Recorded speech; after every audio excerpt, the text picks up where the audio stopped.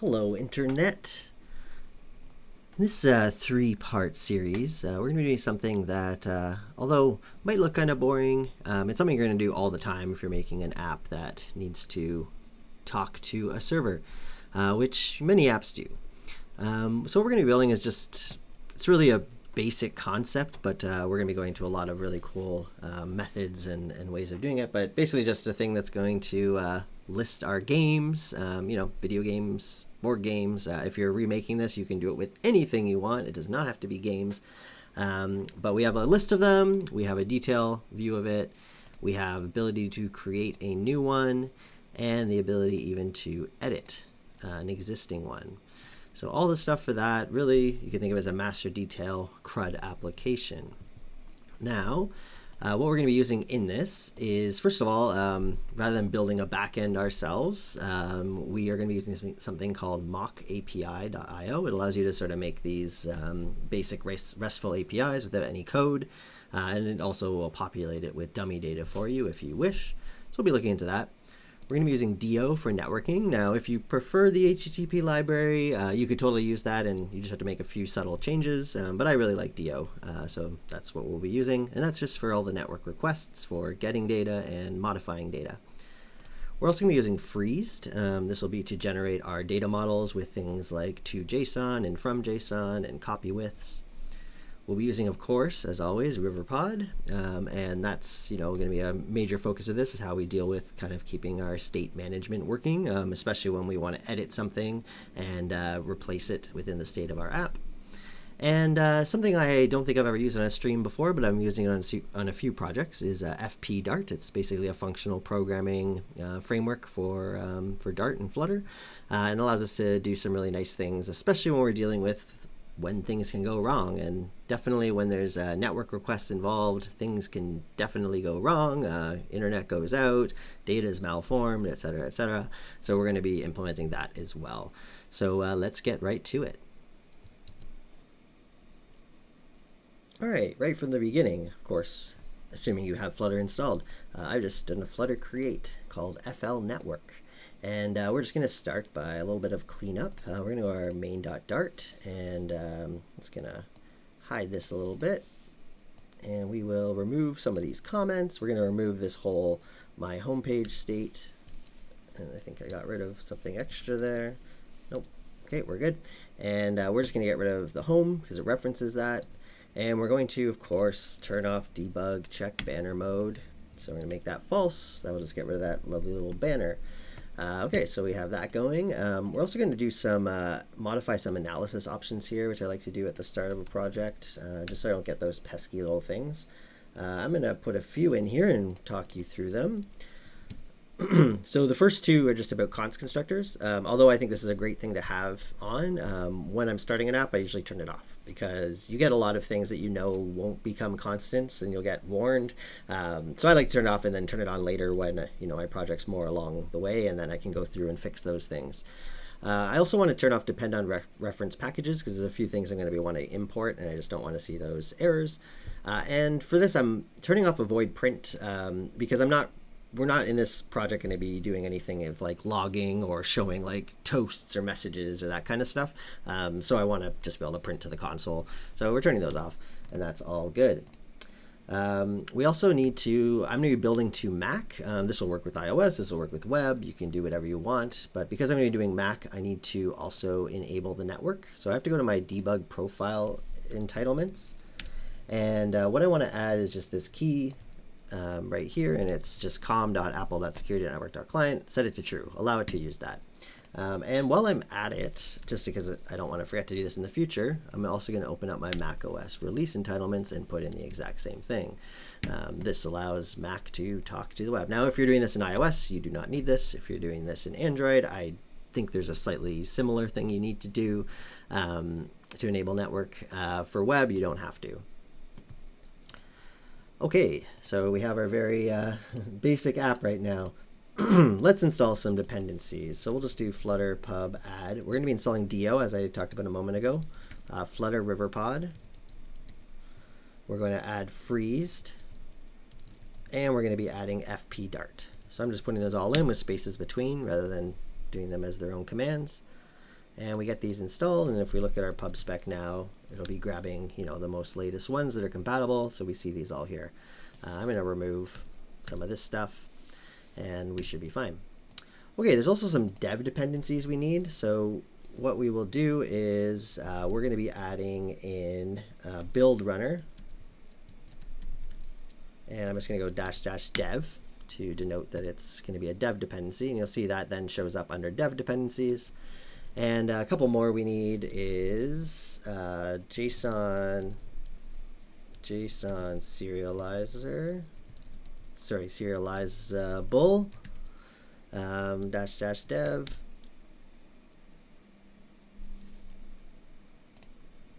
And that'll allow us to work with JSON, serializing and deserializing it. We're also going to be adding freezed annotation. It allows us to use the generated code and annotate things in freezed, which will make more sense later if you haven't used it before. And we also need something called JSON annotation, because this will allow us to sort of modify the way that our responses come back from the server to work more in a Dart way. Okay, so we have those lovely packages. We're also going to just kind of get our basic folder structure set up. Now for this project, although I like to sort of usually have folders and subfolders, we're going to keep this relatively simple while still following, I think, a pretty good pattern. So I'm going to make a new directory called source inside my lib, and we'll go into there. And we're going to make a few directories here. We're going to make components, models, providers, screens, and services. So we'll just put those all in with spaces, and we'll see that the source directory has these here. Okay, and I'm just going to cancel this.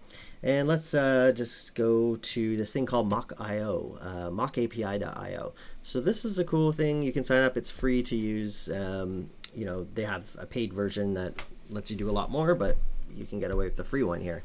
What this allows you to do is actually create different endpoints. So for instance, an endpoint called user, and you define the schema of it, like the name, the avatar, and you can actually set what the value should be. You can use faker.js, or you can actually just, you know, expect it to be filled in through the API. But this is just a basic user.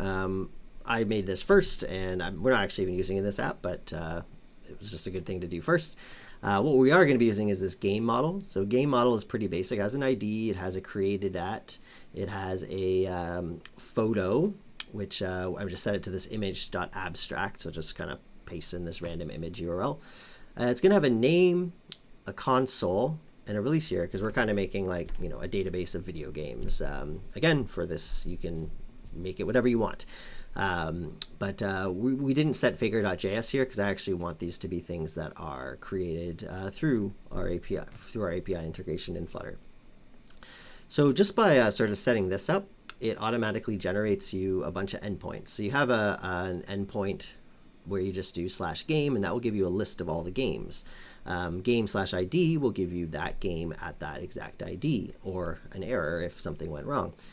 We also have posting, which allows you to create, putting, and deleting, which allows you to, you know, do updates and delete stuff. So we get those for free. It's cool. You know, it's perfect for, I think, for this tutorial. Likely you'll want to be integrating with something else, you know, a Python backend or a PHP backend or really anything. So there we have all that stuff. So what I did next is I actually loaded up a program called Postman. It allows you to sort of create a way to test these API endpoints. So what I've done is, let me just close all these, save that. In Postman, you can create different environments. So I created an environment called mock, and I pasted in my API base URL, which is this lovely thing here. You can then use that as a variable in here. So for instance, we'll start with the users. I can just paste in, you know, API base URL like this, and it will pull it from that environment file, which is super helpful in a real app because you might have a staging environment, different environment variables, that kind of thing. But I can just get this endpoint, and I get a list of, you know, the data back in JSON form. For listing users, for creating users, you know, retrieving a user, it's kind of the same, but there's a /ID, and you'll see in Postman you can sort of put a colon here to make it a placeholder, and then down here this will fill in automatically, and you can change it here instead of changing the URL. So that one actually doesn't exist. Let's just see if one exists. It does. Look, so I got number 1 back. We can also update and delete. So I've done the same thing for game. We can list all of our games. We can create a game, which is cool. So I can pass in like StarCraft in a year and what console it's for, and click send. And this API is great because it actually will return you the completed object. So this is all I sent up, but it actually returns me back the ID. I realize this has been changed since. Let me just hit that again. So you actually get back, this created at, which was created by the server, because that's the time that this was made. Same with the ID. That's something that we didn't decide on the client side. And then all the other things come back with it. So helpful, because when we save something, we probably want to be like, we want to know the ID of it right when we save, so we can do something with that ID. So that's just, the basic sort of Postman walkthrough. So let's talk about actually setting up a way to talk to our data. So we're going to start. I have this services folder, and we're going to create just something called base service. And the reason I'm doing this is because usually when you make an app, you're going to have multiple resources, one of them being, that's interesting. It's taking a long time. Sometimes this happens, and then I get mad. I'm just going to restart VS Code. Okay, so I made my base service.dart, and this will be used, if we had multiple resources. I kind of want this centralized place that deals with all the really like boilerplate stuff, because I don't want to recycle the same code that's going to be used for getting users versus getting games. There's a lot of repetition there. So this is a class that we're going to create, and then we're going to create new classes that inherit it. So first of all, I'm going to just import a few things here. So we're going to import in Dart.io. We're going to import in Do, which is our HTTP package. And we're going to be importing fp-dart because we are going to be building this. Anything to do with the network requests will be using functional programming, allowing us to sort of handle errors in a better way, instead of like try catches and all that sort of stuff. I'm also going to create an enum for the different methods. So these are the different methods we're going to allow. We're going to allow getting, posting, patching, and deleting. And let's get our class made. So we're just going to call this base service. And it's not extending anything. It's just a class on its own. And the first thing I'm going to put in here is basically a way that we can kind of get our options. So with Do, we can create base options, and we want to paste in that base URL that we got from mock.io. We also want to say we're using JSON in our requests. So I've created that. I also have a little helper function here that I like. And this is helpful because some APIs will get mad if you don't have a trailing slash, especially when you're posting. It tries to do like a redirect and the data doesn't get sent over. So essentially all this does, this function, when we pass in a path, if it doesn't end in a slash, it's going to add a slash to the end. So just handy, cool. And now what we want to do is actually create our way of handling our requests. So this is going to be a future. It's going to return future because we're doing this asynchronously. And this is our first bit of fp-dart here. So we're actually returning either, meaning we're going to return possibly two different things, which is what fp-dart lets us to do. First of all, we might return a string, meaning an error occurred of some sort. Or we might return a map string dynamic. And that's when there's a success. We got data back. So this will make more sense probably when we see it all in the implementation, but what is cool is that we're able to return multiple things from this function. Okay, so what do we want to pass in here? Well, first of all, we need to require a method because this is going to handle post requests, get requests, all those things. So we're going to actually require the HTTP method that we created as the first parameter. And then we also need to require a path, because all we know is the base URL in the context right now. We need to be like, okay, is it going to be /game? Is it going to be /user, et cetera, et cetera. And we might also, although not require it, want to be able to pass in data. So that can be either get parameters, if you're filtering stuff, or post parameters when you're creating stuff. So I'm just going to call it data, and we're just going to make it defaulting to just empty right there. Just save some stuff. So we don't have to pass this in. It'll default to this, but if we do pass it in, obviously it'll override it. Okay, so this is the one place I think in the whole project we're going to use a try catch, because something could go wrong here that is really hard to figure out. So we're going to wrap this in a try. And basically, if there's an error, we are going to return. Now, this is the other part of FTP Dart. So anytime we're returning from something that's an either, we need to say, are we returning the left, meaning this one, or are we returning this one? And in the case of an error, we're going to return left. And then we're actually going to take this error and convert it to a string. So now when something's calling this, it will be able to know if it's left or right. And if it's left, maybe it shows a toast saying the error. Maybe if it's right, it's showing, actually giving you the data back. But that's what I just wanted to get out of the way first, is like, that's how you kind of can return an either, because we're actually returning one of two things. Now, in here, first of all, we are going to create a variable called response. I'm making it late because we actually are going to be handling the request differently depending on what method got passed in. So we're going to do a switch actually on that method. And let's just start with the HTTP method.get. And here is where we would do, we're going to actually set that response to something. So what we can do is we can await and take our DO object that we've imported, and we'll pass in options. So this is just that getter we made up here that's reusable. That way I'm not duplicating this code in all four of these things. And then we actually want to call .get.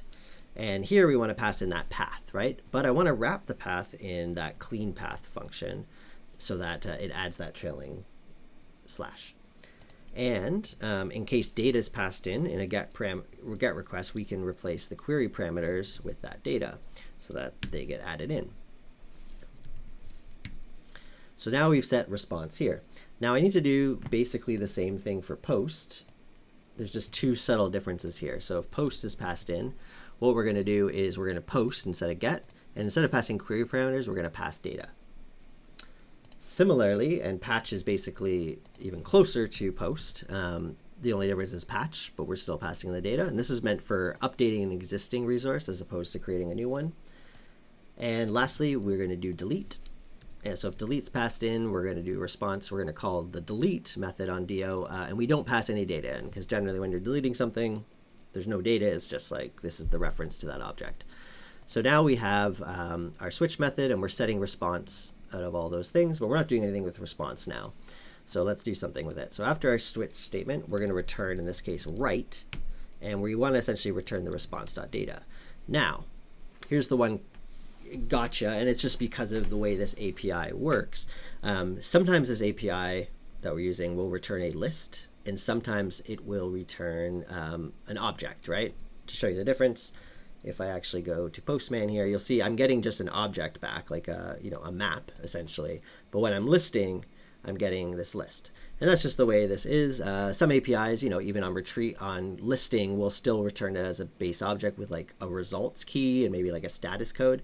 But because of this one thing, using this, what I actually am just going to do is always return data like this, because I always want it to be a map coming back. And if I was just to return this, it would be a list, meaning we're not actually conforming to this particular response. And I don't want to make this just like dynamic, the whole thing. I want it to at least have some structure to it, some shape. So there we have it. We now have a way to do all these lovely requests. So now what I want to do, because I've noted this as an underscore, meaning this is nothing that we're ever going to call from outside of this class. It's private. So what I want to make is actually kind of like the public functions that anyone that's inheriting this can make use of.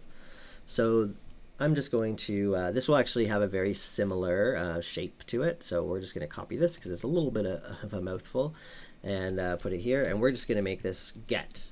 And get is going to expect a path to be passed in. And then optionally, we're going to allow that sort of like data to be passed in as well. Dynamic data, but we'll set it to a const of just an empty map. And this is an async function.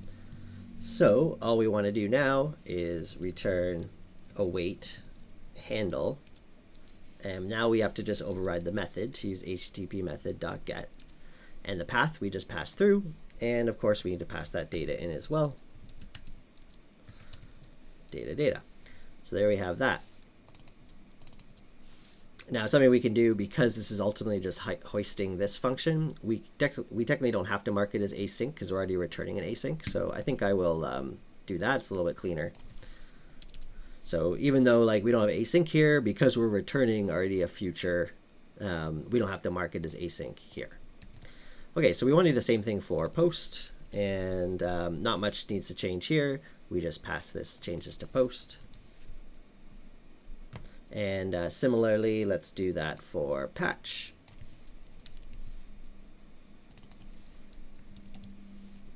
And change this to patch. And we'll do the same for delete. However, with delete, I don't need to worry about ever passing in anything here. So we'll just have that, meaning we don't even need these optional braces. And we can get rid of this. And of course, change this to delete. Cool, so now we have this, bit of code that we'll be able to work with. So that's just the base service. Let's actually make our game service next. Before we get to that though, let's talk about our game model, because ultimately our game service won't be returning just like maps. It's going to be returning lists of games or games. So I think actually it makes sense to get the data set up here. So we're going to make a new model called game.dart. And this is where we're going to be using freezed. So first of all, I need to import this freezed annotation right here. And that's a good start. And then what we need to do, because this is going to be working with generated files, we actually have to say that this is, there's these other files that are part of this. So we go part.freezed.dart. And this is something that, I have to look up every time. I always forget, okay, how does this work? Is it part? Is it part of? So don't feel like, I have this all memorized. I have something that I'm referencing right now on another screen. But what we want to do is denote this class with the freezed annotation so that the build runner can go and be like, I'm going to generate code here. And we're going to make it called game, a class called game. And it's going to use the mix-in game like this. This doesn't exist yet. That's why it's just white. But the code generator is going to create this code for us. And the first thing I want to do is actually go like this. And this is just something we need to do so that we can create our own getters. It essentially opens up the class in freezed so that, it's not only the thing it generates. It allows us to also make our own code. And then what we're going to do is create a factory. So game, and it's going to do something, but we need to pass in all the things. So first of all, we're going to require a string called ID. We're also going to require, and I'll just copy this a couple times, there's going to be a string called name. There's going to be a string called console. There's also going to be a string called photo that comes back. Now, this is our first int. We're going to have an int, and this is the year that the game was released. And then we also want to have just a date time, and we're going to call this created at. Now, there's a couple, actually let's call this release here. Now, a couple things to mention here that are important. Usually, depending on what API you're working with, a lot of times in an API, the property names come back with underbars. So it would be like release _ year, but that's kind of like a Dart no-no. We don't name our variables like that. We use camel case. So in order to work with this, and this is one of the great things about freeze, is we can actually denote things with a JSON key. So for instance here, I can go at JSON key and just decorate this and say its name. So its name actually on the server is release year, like that. So what that will mean is when our from JSON method is created, it'll look for this and then convert it essentially to work in this name. So that's nice. Similarly, we actually want to do the same with created at, because we have it that way. And there we go, created at, and that's all good. Now what we want to do is make this equal to this underscore game, which seems confusing and whatever, and it kind of is, but this is just another class that's going to factory that's going to be generated for us. Then lastly, what we want is a factory from JSON. So this is essentially, and it's going to use this generated thing as well. So a lot of code generation happening here, but trust me, it's well worth it. We're going to do that there. So I'm going to save this. Now, one other thing I want to do is, because I'm going to be using, freeze automatically generates a to.json method, but when I'm saving things, I don't necessarily want to like be sending up to the server the ID or the created at, or even in this case the photo, because we're not going to get into dealing with media management and stuff in this tutorial. So another thing I can denote with a JSON key is include to JSON. I can set to false. Default would be true. There's also an include from JSON, but we don't need that. So I can have this decorator, and this means when we actually do the to JSON, it doesn't actually get included in there. So it kind of like allows you to ignore it, and then we don't have to worry about anything. Cool. So I have that. You'll see I have a lot of errors. So like, what's going on here? Well, what we need to do is actually run our build runner function. So in order to do that, there's a few things we've already installed, which is good. So if we go to our pub spec, you'll see we have build runner, which we need, as well as like these annotations and serializers and stuff. So what I can do in my terminal is make sure I'm back in my project directory, and I want to run dart run build runner build. Oops, I wrote builder runner. Dart run build runner build. You can also, if you don't feel like memorizing that, I do have a VS Code extension called Build Runner, and it kind of like allows you to sort of just run it by clicking this. But I figured I should just show you the most basic way rather than getting you to get an extension to do something that's pretty basic. So here we go. This will take a little bit of time depending on your computer and depending on the complexity of your project. For this, probably going to take me like 30 seconds, and we'll see. I did not set a timer, so we'll time it. We'll time it when the video's on YouTube. Okay, so there we go, and we start to see some stuff happening, which is cool. Like some of the stuff is less errors are showing up. We still have an error here because it's still generating things. But you'll see what happened. We already have the game.freeze.dart, and this is just generated code that, based on that factory that we sort of set up, it created all this code for us that we do not want to write. And you also see we have a game.g.dart, and this is for the from JSON and to JSON sort of stuff. And if you look into it, it's kind of cool because the from JSON, it did things like release underscore year, but we're using this in Dart.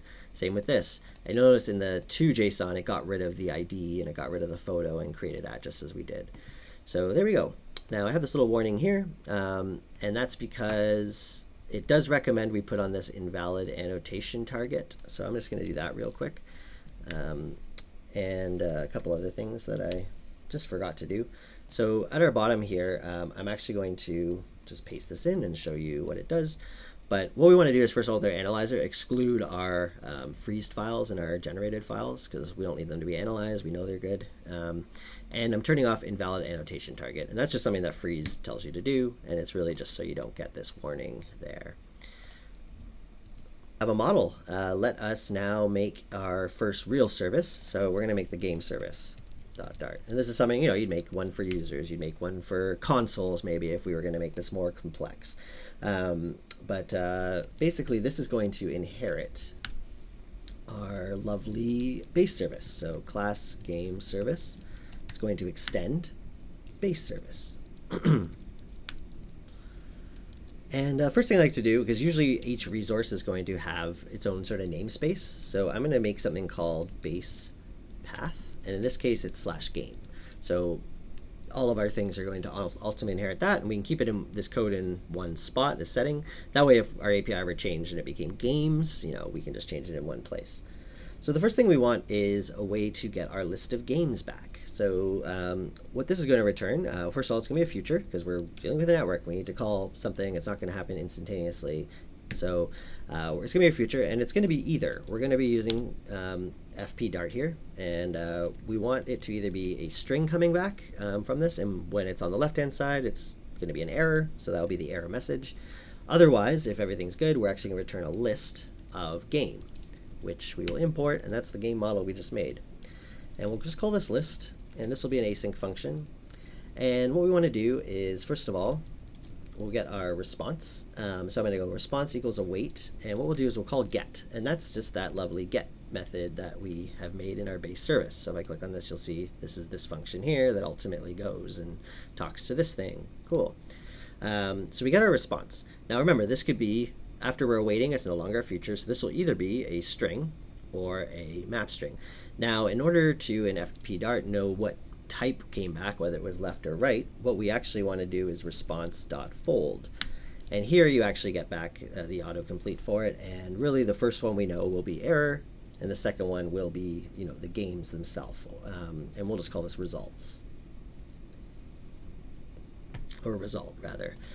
So if it's an error, first of all, we're just going to return a left and pass that error in. So we're kind of just taking it and passing it through so that whatever actually is calling this can handle it. We also want to make sure we're returning the result of this. So we're returning this return. Now, if we actually get a result back, this is where we actually want to return right, meaning the success. And here we want to look at the result, which is this here. That's the actual map string dynamic. And specifically, we want to look in that data. And the reason we're doing that is because if you remember in our base service, we were always putting data in front of it for our results, just so that we always have a map coming back from this. So we'll look inside data, and in this case, we want to map through all the results because this will be a list. And we want to just say they're going to be of type game. And in here, we just go result. We go within here, we take the result, or we can just call this JSON, I guess. So that's a JSON for one particular thing. And what we want to actually do is return game.fromJSON. So that's just our built-in sort of thing. Oops. Game.fromJSON. There we go. And here we pass in that JSON. And and then I think there was just an extra thing getting added in here. Oh, it's because it should be that. JSON. And then we just have to make sure at the very end of this, we also convert it back to a list. Okay, so let me just make sure this is the right amount of things. We're almost there. Actually, it was right. I just didn't have the semicolon. And we'll just put a couple of commas here to make this a little bit cleaner. And I don't think I need that one. Nope, I do want that one. What's the one I don't want? This one. So there. It looks a little bit cleaner like that when you put the commas in the right spot. So, when there's an error, we just kind of pass through the error. When it's not an error, what we're doing is we're mapping all of the results, because this is just JSON at this point, and we're actually using the game from JSON, which is a method that we didn't really write. We just kind of set it here, and it used this built-in function, this one right here, this generated function. And we'll essentially get now back a list of games in the right either. Okay, so that's our list. Let's do a similar one for retrieve. So I'm going to copy this and just make some subtle changes. So we'll call it retrieve. And in here, we need to pass in a string of the ID because we want a specific one. And rather than just doing base path here, we would actually kind of use base path / and then the ID, just like that. Now, the difference here is we're not going to be sending back a list of games, so let's get rid of that. We're just sending back a game itself. And what we want to do here then is we're essentially just I'm going to get rid of all this. So within our write function, we will just go write. Oops, we already have write. We just want to do game.fromJSON, and then we want to use that result, but specifically the data within it. So that's our retrieve. Update is going to be pretty similar to this. So let's just do that now. So update, the difference is we actually want to be passing in a reference of a game that has the data in it. So we'll pass that. And instead of get, we're going to use patch here. And over here, we want to make sure that what we're sending in for our data is we can just go our game.toJSON, which is really handy. We'll convert it to the JSON, and we'll automatically make things that need to have underscores, and it will remove, because remember our toJSON removes those extra functions or extra properties. It'll automatically handle that for us. And this will work the same. Let's also do create, and in fact, I feel like that's probably something we could do before.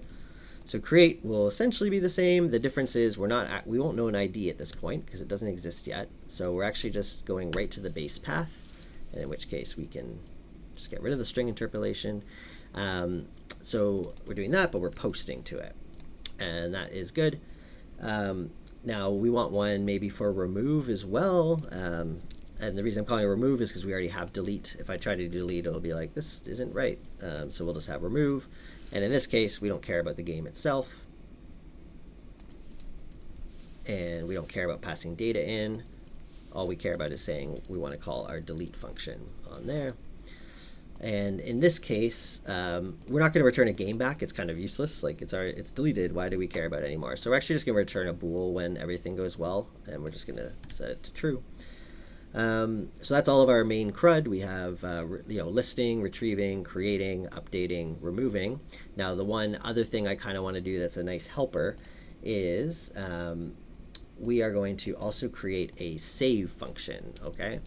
So the save function, it's going to look at the game that gets passed in, and if the ID is empty, meaning like there is no ID yet, we're going to call create. Otherwise, we're going to call update. And now that I've done that, I can also maybe denote these, and we'll just do this with the rename symbol. So I can denote these as private because I've kind of decided in my implementation that I don't want this ever to be called outside. I just want to call the save function. It will automatically know which one to do. So we'll rename this to update as well. And I'm just going to reorder these a bit. I think save is probably, pretty important one. So we'll put it up here. So we have save and then create, and I don't think update renamed. That's weird. There we go. So we'll just do that, and then we'll keep our remove like there. So there we have it. That's our service. I know we haven't seen anything yet. I haven't even pushed the green button to build this, but this is kind of the, getting the heavy stuff out of the way. So as a quick review, we created this base service, which has all of our possible methods of, get, post, patch, and delete, and then the actual code you would call. And then we created our game model using freezed and JSON annotations to set up our nice, lovely data. And then we created just our first and only actual service implementation. It's called game service, and it allows us to do this CRUD here. So there we go. And next video, we will be getting into actually showing this stuff in the UI. And then in the final video of the 3, we'll be handling actually creating content. Thanks for watching, and see you after this.